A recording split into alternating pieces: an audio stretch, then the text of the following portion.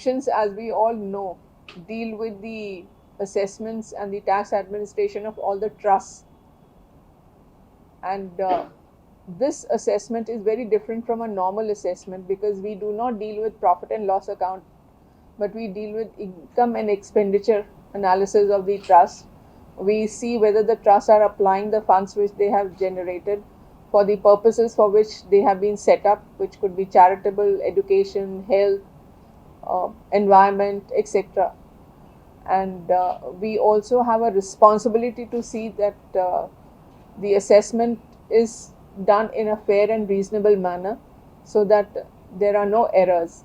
But in this process, we find that sometimes the taxpayers themselves are not in a position to file the return of income correctly, which is ITR 7 for them, for the trust, and because of which the erroneous filing of the ITR, sometimes huge demands are raised denying them the exemption.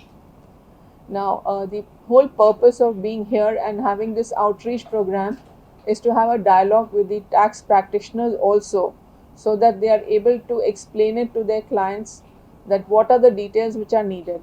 For example, we have made it mandatory now that the donors list must be included with your tax return. In the earlier times, that was not needed. And if you have to give the donors list, then you have to have all the details of the donor, including their PAN, etc., etc. So it is imperative for the taxpayer to start maintaining those kind of details. So this dialogue which we plan to have with the tax practitioners, or which we are having with the tax practitioners and the tax administrators, is an important feature in our outreach, in an effort to reach out and explain the provisions of the Act, because in the last 2 years there have been a lot of amendments to the trust administration. For example, now we have online provisional registration, which is for a period of 3 years. Thereafter, you have to come for renewal of your registration, and that is the time when verification is done, that whether you have used the funds which you have received in the manner in which they were supposed to be utilized as per your memorandum of association, as well as the provisions of the Income Tax Act. So it is in this context we are here today, and we find that the CIT exemptions Hyderabad actually has a jurisdiction which spans 3 states, which is Telangana, Andhra and Odisha.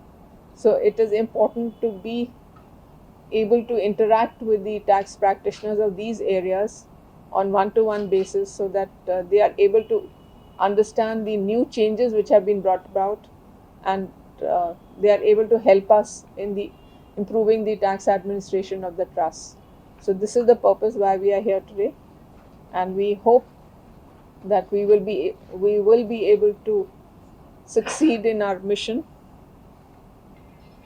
In the morning, of course, I did a review of the work done by the officers of this Visakhapatnam charge, and we find that they have also been reaching out to the taxpayers, telling them explaining the provisions of the amendments which have come across, which have been recently introduced, and so we hope that we will build up a better partnership and have a tax administration for trust entities which is both fair, judicious, as well as non-adversarial, and which leads to better philanthropic activity in the country. Thank you. Messenger between the two. If you carry the information which will reach out to a lot of taxpayers, and that's our purpose in inviting all of you to be with us here today afternoon. And I'm grateful that all of you have taken time out and are here with us to carry this further. And thank you so much. And one more, what attitude developed after GST? See, right from beginning, over the years, the effort is to increase voluntary compliance, both in the direct taxes as well as in the indirect taxes. So in the recent years, I think the younger generation, especially, is very alert to its responsibilities as a taxpayer, and they have been forthcoming. And since both the departments have started using technology in a big way, and the young taxpayers are very tech savvy, it has helped in reaching out to them positively. And definitely, the voluntary compliance has increased, and tax is no longer considered a taboo. We've been reiterating often that every taxpayer is a nation builder and contributor to the building of the nation, which is true. And if you see all round development around the country, it is with taxpayers' money, and definitely our taxpayers are much more forthcoming, much more willing, and the partnership is a good partnership between the department and the taxpayers. The voluntary compliance has increased.